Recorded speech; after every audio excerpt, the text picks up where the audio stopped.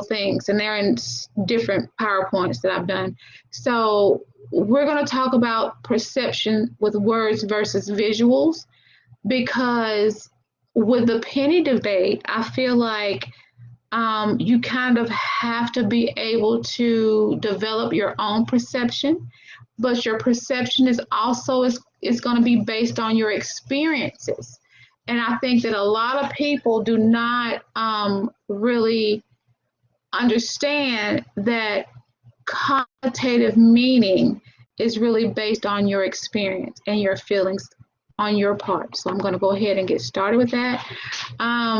So we're going to determine the meaning of words and phrases as they're used in text, including figurative and connotative meanings.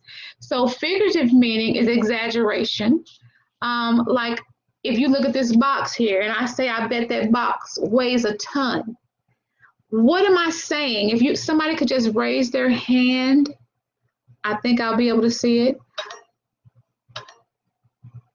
Joanna,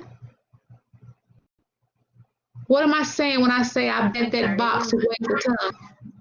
I'm sorry. Did you mean to raise? I wasn't ready to answer. What's the answer? It means it's heavy. It means that it's heavy. So I bet that box weighs a ton means that it's heavy. But if you look at the other one, it says a happy home. That one can have a connotative meaning based on everybody's feelings of what a happy home is. So if this says there's no place like home, what does home mean to you, Rosemary?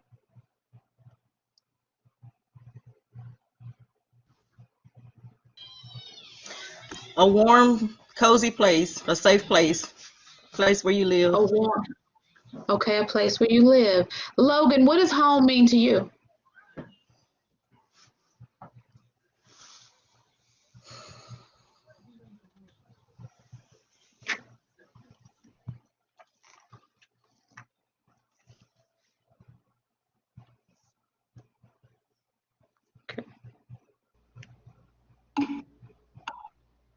Where you hang your jacket.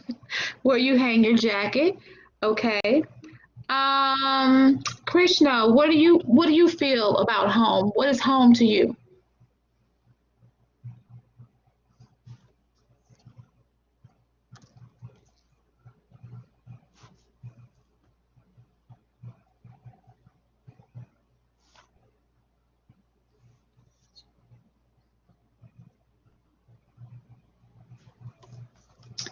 I'm gonna go ahead and say that to me, sometimes I feel like home. Oh, you're gonna kill me. Familiarity, safety, and love. Okay. Don't kill me. Quamar. Is that right? Yes, ma'am. Oh, thank you, God. Okay, so what does home feel like to you? Ma'am, home is just peace for me. Peace, safe. Peace. Yep. Okay. Now, for me, home is my family. It's not really the place that we live in, it's the people. Yep. So that's where it's like home is not the same thing to everybody, Yeah. but it's the feeling you have. Yeah. So that is part of when we get into the penny debate, why everybody's perception may be similar, but it always will not be the same because we're all coming from a different type of feeling in regards to that. So I want everybody to take a second. I want you to look at this picture. I'm gonna give you a couple, maybe 10 seconds to look at this picture. And then I want you to, in the chat, I want you to type in what you think is happening in this picture.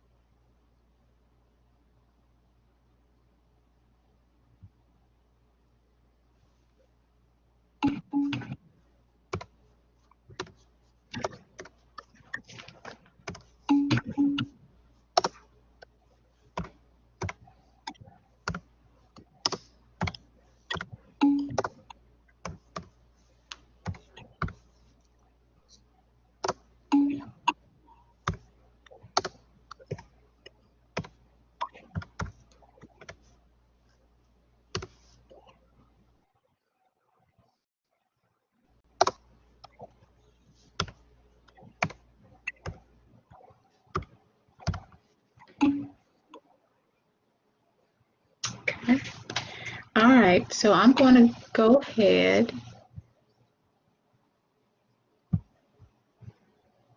So I'm going to go to the next one. Today, my mom woke me up to an exciting surprise. We're going to a water park. I was bored while we were waiting in the gigantic line to get into the park. I decided to play my harmonica. My little brother watched and listened attentively as always. So everybody had the thought that they were all waiting in a long line. Ah, yeah, yeah. And that, Hamid, is that right, Hamid? Yes, Hamid. Hamid. I totally get that.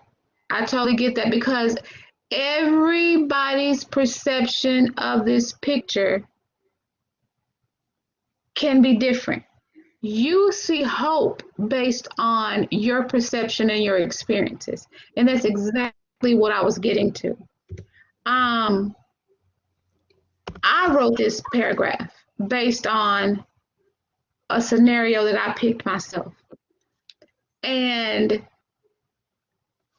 I totally wanted it to be something that pulled Yes. this into our world, but this picture is not from our world. It's not. And it's exactly what Hamid was saying. The perception of it is totally different. Anybody could be right based on your perception. But here, my little brother watched and listened attentively as always. What little boy do you think is his brother? It's hard to explain for me, but it's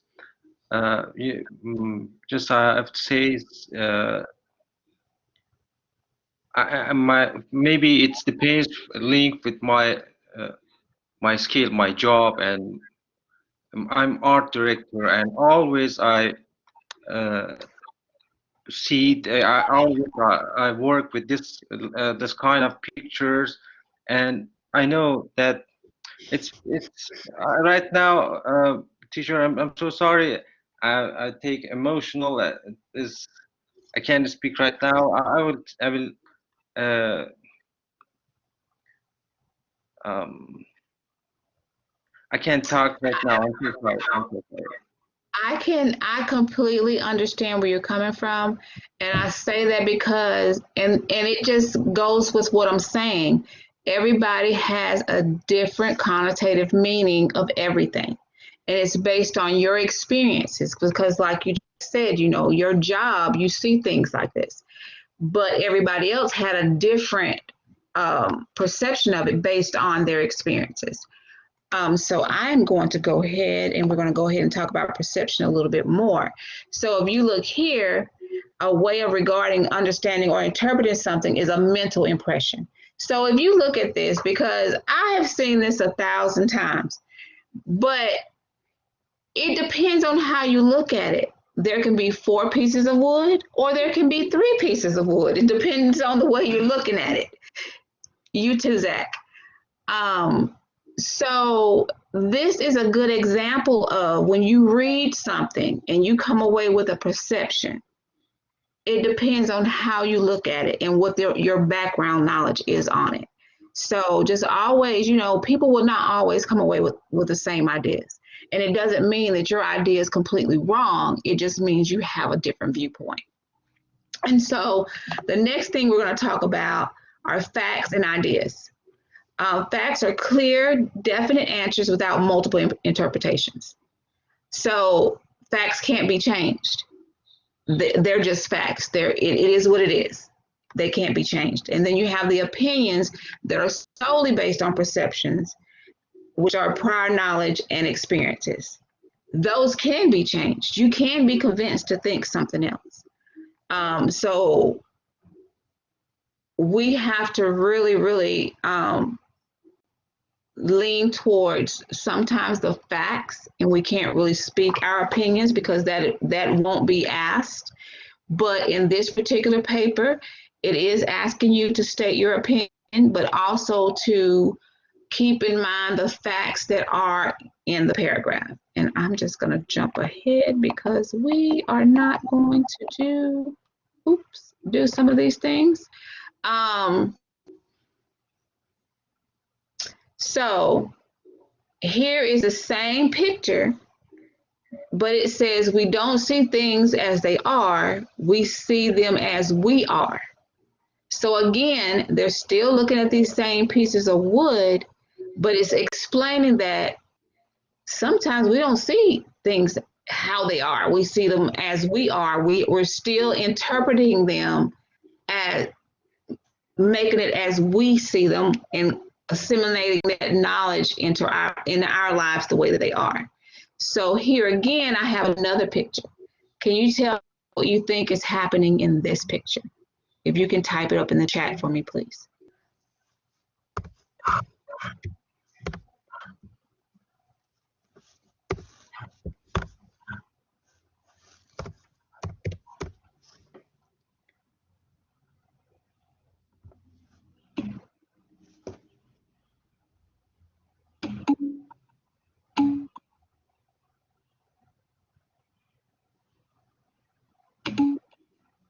Mhm.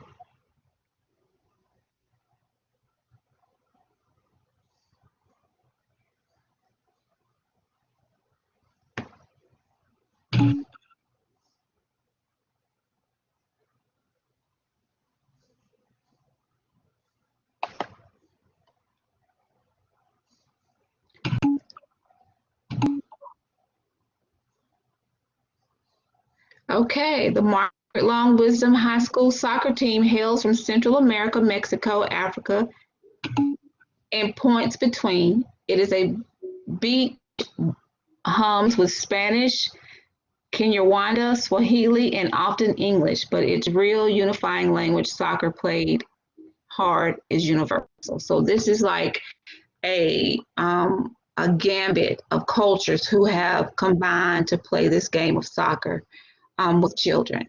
And so it is,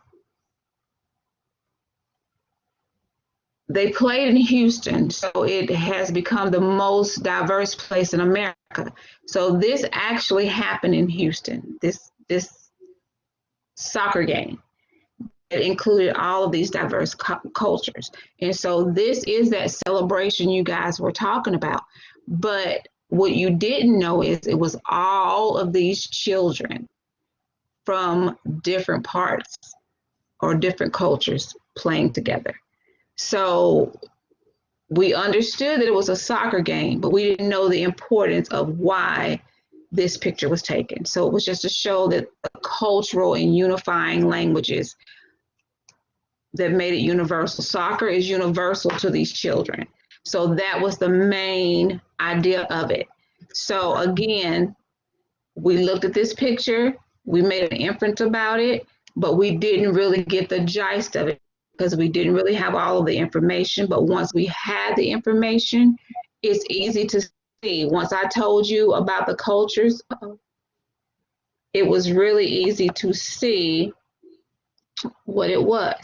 So if we look at this picture, what do you think this conversation would sound like? Can someone tell me what do you think these two people are saying to each other?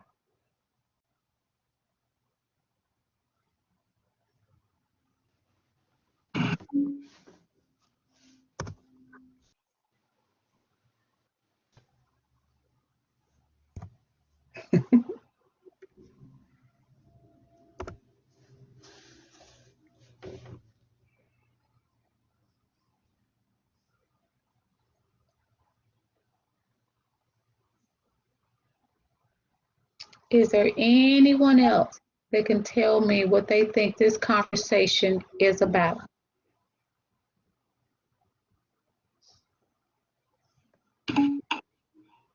This is a 6. No, it's a 9. Absolutely. Yelling. I agree.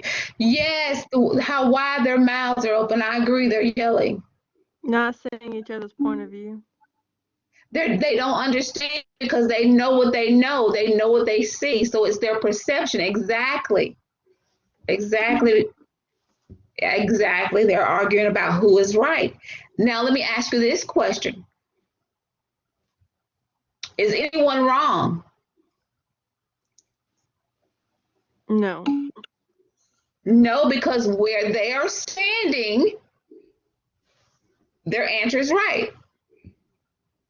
Is there anywhere they could stand where they could both see that their answer is possibly wrong or right?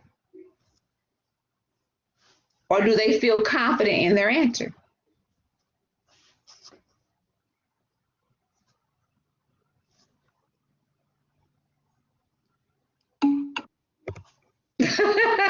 But then we're back to the argument piece. You're right. Switch places.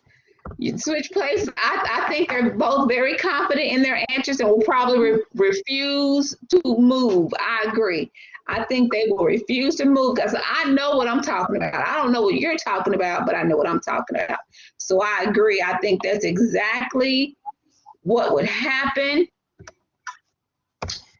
I'm going to switch from this one to another one. Okay. So one of the things I'm going to talk about now, and I'm not going to really get too in depth in it because I think you guys pretty much know it, and this is going to just to jog your guys' memories just a little bit, is the author's purpose. We know that the author has a purpose for everything that they write. They either want to describe, inform, entertain, persuade, or explain. And I know when I was in school, POW was the thing. They either wanted to persuade, inform, or explain. That's it. Describe and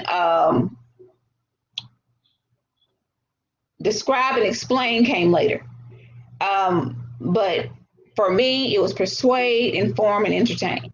So as we go through and try to determine what the author's purpose may be, you have to really, really figure out what that is when you read a passage, because you want to be able to determine what that main idea is that the author is trying to focus on. So you really need to know what his purpose is and what his points are. So I'm just going to do a couple of these. A biography highlighting astronaut Neil Armstrong, the first man to step foot on the moon. What is the author's purpose for that? Is he trying to describe, inform, entertain, persuade, or explain?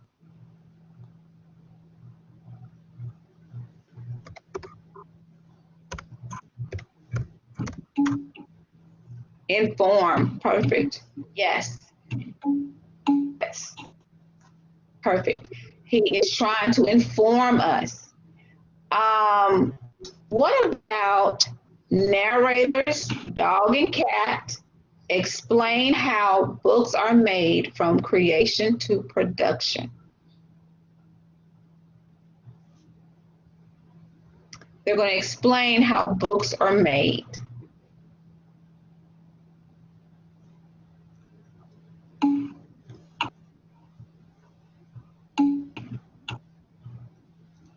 Yeah. If you look down the checklist, it says explain, but we know for a fact explain wasn't there a few years ago. So it would be to inform, because it would be new information. It would be how to. So a how to would have been to inform. So it's inform or to explain. Mm-hmm. Yes. So I'm not going to do a bunch of those. I'm going to go down. Because I want to get into the penny debate tonight. So I'm going to read this, and then I want someone to tell me what they think the author's purpose is. If you have ever heard a dolphin make noise, the sound you hear can be described as whistles and clicks. Scientists think that dolphins even have a unique signature whistle that can be used to identify specific members of their pod. Dolphins can also communicate and navigate under the water using echolocation. Echolocation is a process by which dolphins emit sound waves that bounce off other objects under the water. What is the author's purpose? You may type it into the chat.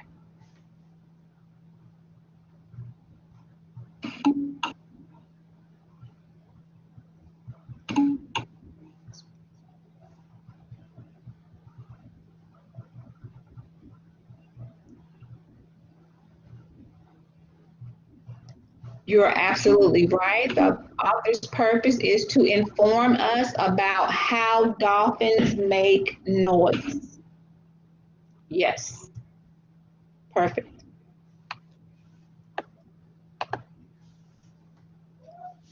All right, the next thing I want to talk to you guys about is the audience.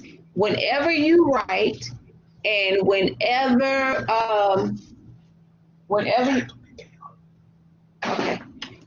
you write, oh, what? Oh, okay. Whenever you write,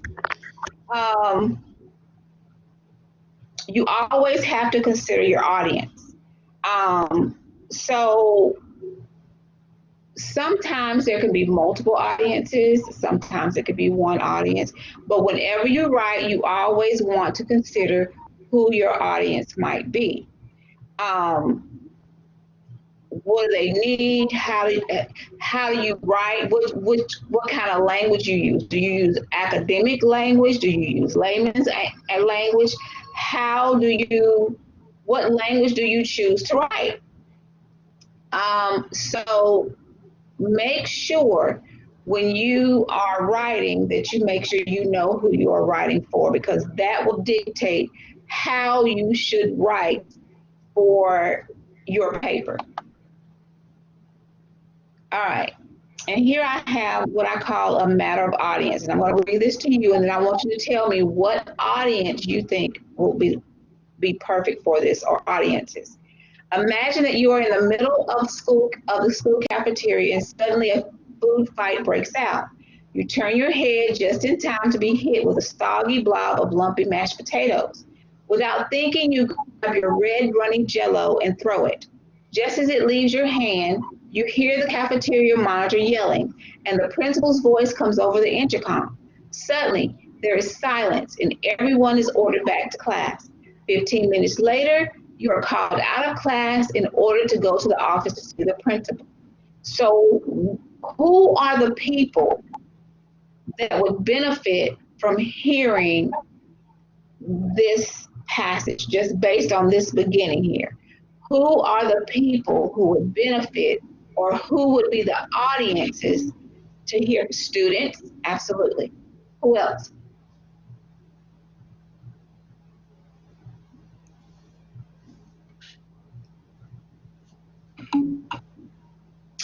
Yeah, we got students. Who else will benefit from this? Teachers.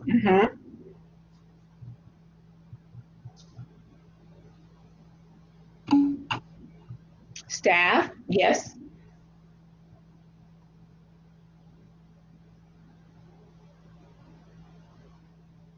What about principals? What about parents?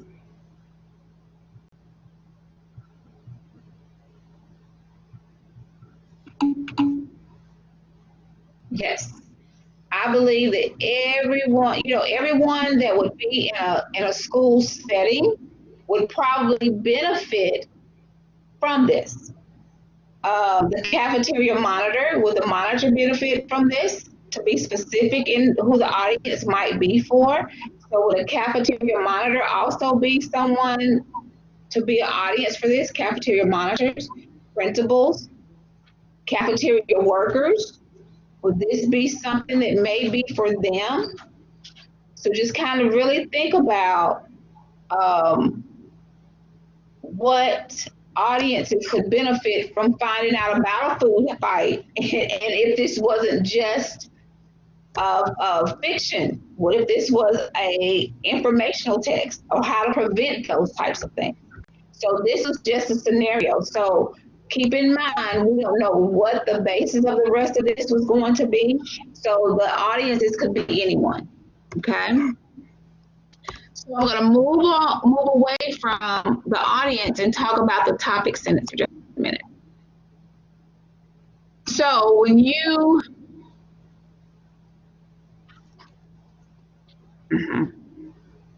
yes. So I'm going to go down to a simpler one. When you write your papers, you want to have a strong topic sentence in your paper, okay?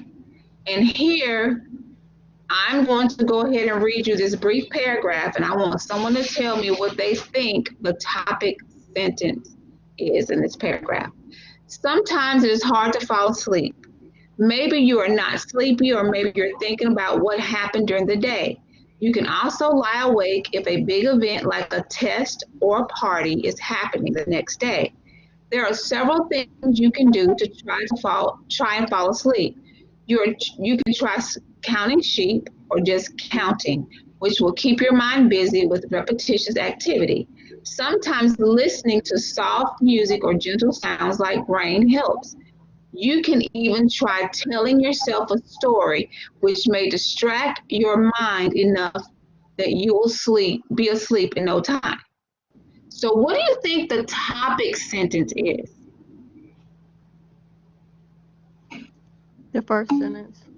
Yes, sometimes it's hard to fall asleep. What is that evidence in the text that tells us that this is definitely the topic sentence?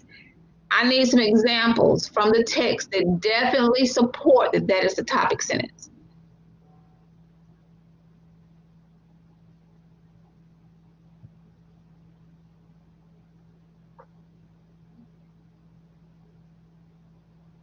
Can someone point out some evidence in the text that supports that? There are several things you can do to try and fall asleep. Yep, several things you can do to try to fall asleep. Maybe you're not sleepy. What else? They give us some suggestions.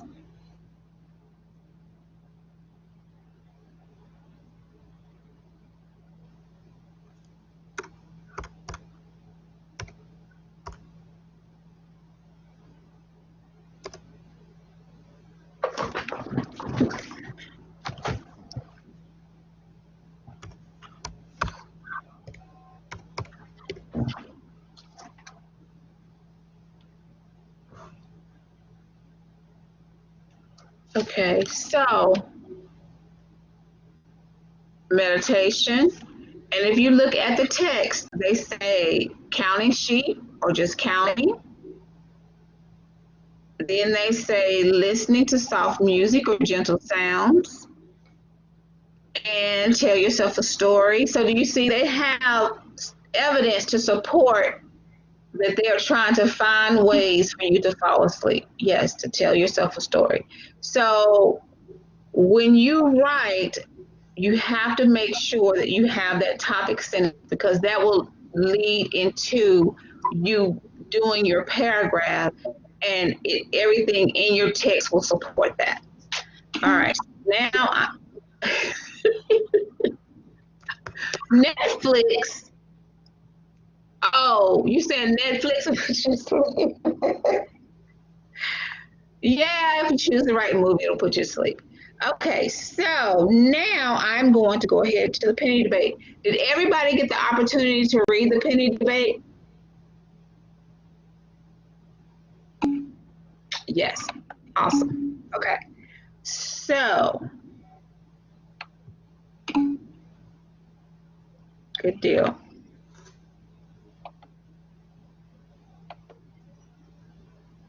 I am going to now pull up my penny debate PowerPoint. And I'm just going to show you guys what I did when I was going through it, just to show you guys how to go through and annotate, because this will help. It will definitely help you when you go through and you're doing your papers, okay? So as I went through and I was reading, I really tried very hard to kind of go through and find things that kind of jumped out at me.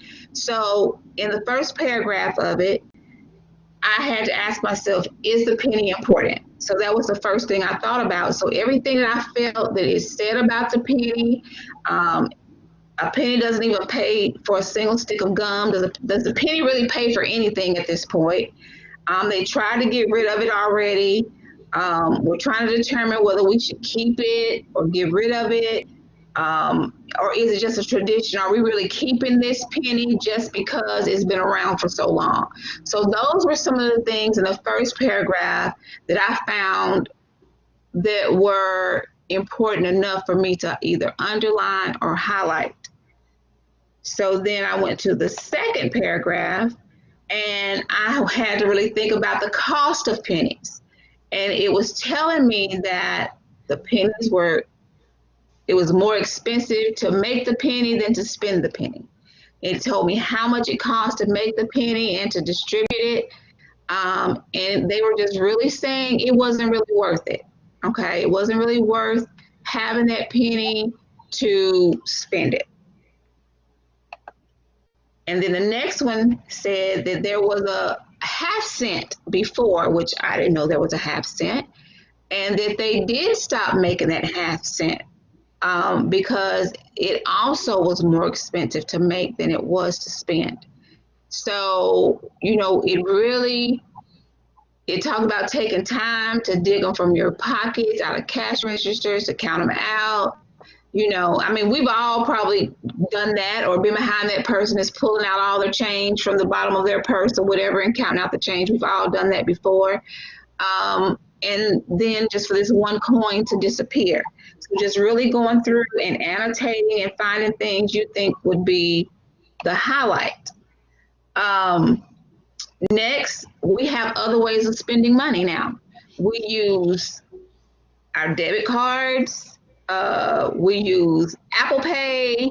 We use all these other ways of spending money that don't really constitute having a penny. So it gets more and more difficult to spend them or even to have them because, you know, it's just different. You know, we have other ways of spending money. And then there are the sentimental reasons of when we were little, we all had the little piggy banks. I don't know if the children have piggy banks now, but I had a piggy bank and my little bubble gum machine that I put pennies into it and got my little bubble gum out of it. So that was, you know, that was fun. And I thought it was great. I remember going to the penny store and buying penny candy from the neighbor. Yes. From the neighbor who sold the penny candy because she sold all the penny stuff. And we went over there and we bought penny candy. And then, you know, then the charities at the school, the penny drive, where all the kids just load up all their pennies and they bring them to school. And the class that brings the most pennies gets a popcorn party or pizza party. So we have all these things that go on that are surrounded by the penny. So then there are other options. Then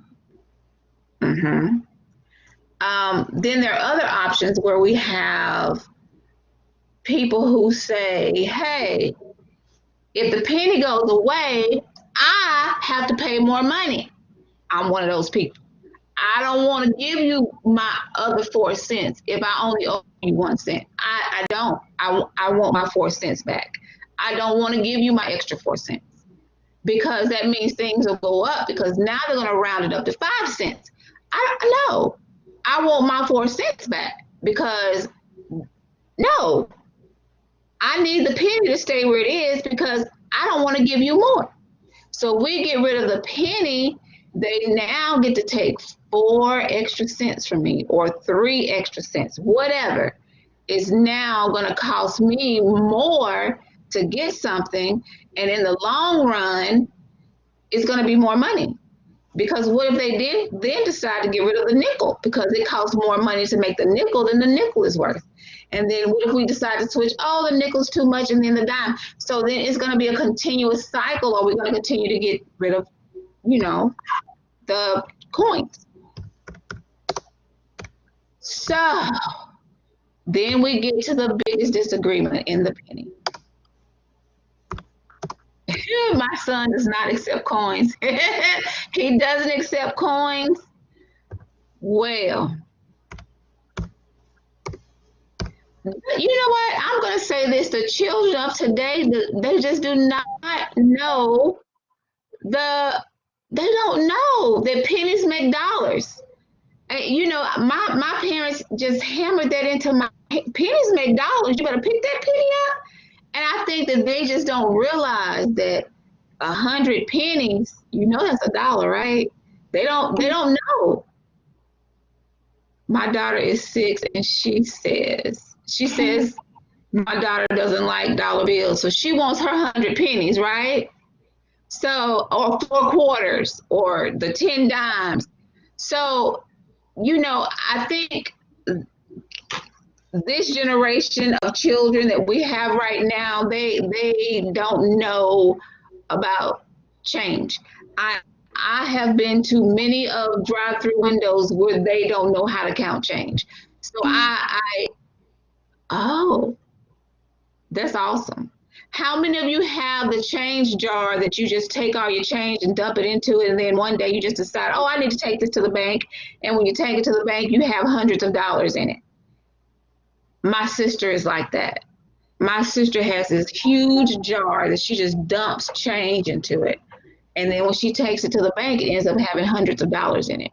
So, there's something about just dumping your change in a drawer and then just taking it to she couldn't take it to the corn store because it was too much. But I myself have been surprised when I have gone to the corn store and I have $25, $30 worth of change, and I only thought it was like $2 or $3. I only thought it was like $2 or $3. So it's, it's different. And so this paragraph, guys, is about the rising cost and federal budget. It talks about other places that have gotten rid of a coin, and the reason that they have. A majority of the people want to keep the penny because of sentimental reasons. Abraham Lincoln's on the penny, just different things as far as how they feel about it. So the debate has never really come to, it's just not a winner. Everybody just decides, there's no decision that's made, so everybody just like passes it on for the next year, or we're going to put a pin in it, is basically what they say. So I'm going to go to the next one. So this is what you have to do for your assignment. It is a 1-paragraph response that reflects a personal opinion of the reading. Okay, it is a 1-paragraph response, but, okay, it asks you to combine all you know about identifying the specifics of a reading, responding to the reading in a thoughtful, well-organized manner, and supporting your opinions with facts as you create a 1-paragraph response that expresses your idea about the penny debate. You will have the chance to express your opinions and the evidence that supports them throughout the construction of solid sentences that apply what you know about subject verbs, prepositional phrases, and end punctuation. I did not teach that because I feel like you guys know what a subject and verb is. You know what and, or, than, all these things are. I know that you know what periods, question marks, all these other things are. I have no doubt. If after we do this and I feel like I need to reteach it, I'll go back and reteach it. But I feel like I need to give you guys the opportunity. I don't want to take you back to identifying statements and all those type of things if you don't need it. So this will be our jump off point to see how well you guys know those things. And I would rather reteach it than assume that you don't know it. All right, so You will be graded by your introductory sentence, and I'm going to model that sentence for you. You have to have a topic sentence, then you have to have a supporting idea.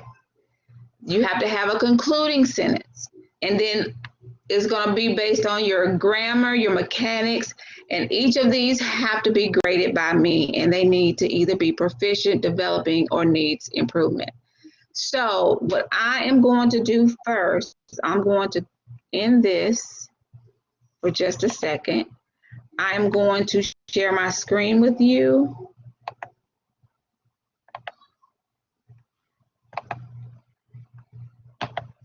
Okay. And as you guys know, you guys are, well, some of you don't know, so let me say this. You guys have to, your papers have to be in MLA format. And so I am going to show you what that is. What you have to do, guys, you have to make sure that your paper is in Times Roman font, okay? So if you look, can everybody see my screen right now?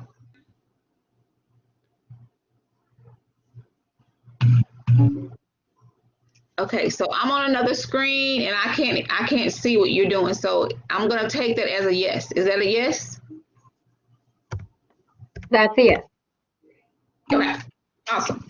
All right, so if you look here, you see here your name goes, and then there's my name. Then it is, and I need to change this. Which means I have to stop sharing for a second because I don't remember the course number. Our number is 764.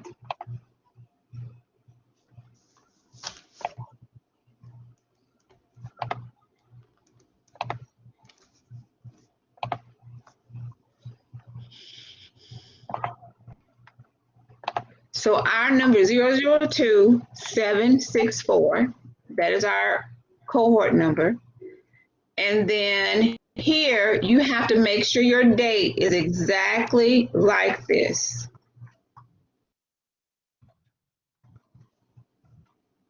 This is the format that your date should be in. All right, this has to be double spaced. The entire paper has to be double spaced. Here you create your own, you could do your own title. You cannot take the title of the paper. You cannot write the penny debate. So I wrote my thoughts on the penny. So your first introductory sentence of any paper you write always has to have the title of the paper. It has to have the author, and it is the main idea of that article. That's in each one of the papers that you write for me. That's what I want to see as your first sentence.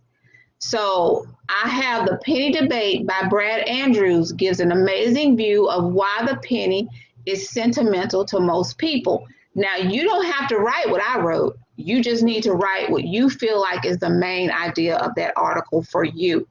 That's what I decided to write.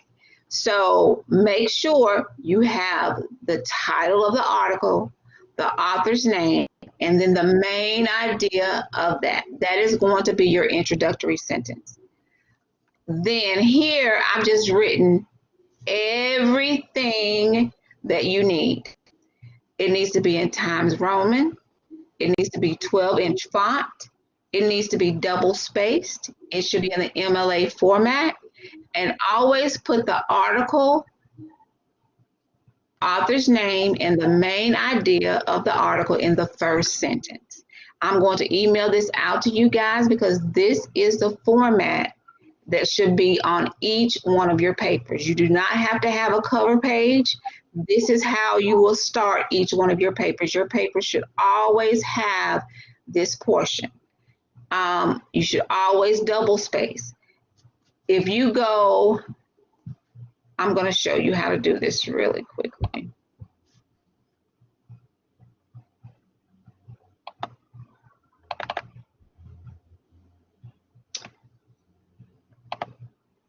So if you go here, and I am going to change this to Times New Roman. I'm going to put it on 12. And if I go here and I click here, you can go right here and you can click on 2.0. Does everybody see that? From the very beginning, you can put it on 2.0. That puts it on double space.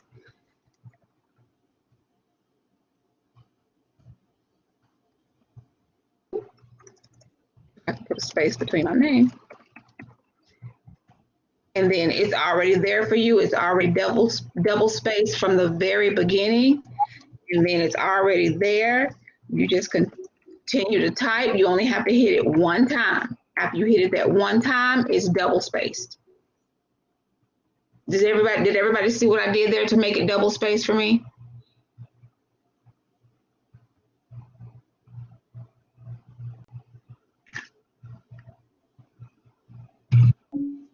Okay. So once you get it to double space at the top, you don't have to do anything else. Your title, you do have to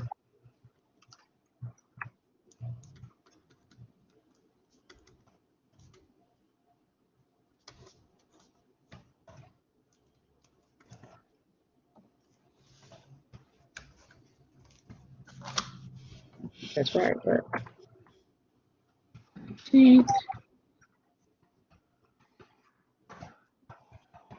okay, so I'm going to space, that's double spaced, and then I'm going to go to the center. You don't have to do anything else, just put your title right here. You don't have to do anything else. Do not hit it twice, because if you hit it twice, it's going to be 4 spaces. You just hit space one time, then you put in your title. So once you put your title in, you hit space one time, you go back to the left, do your indent, and then start your first sentence, which should be your intro sentence.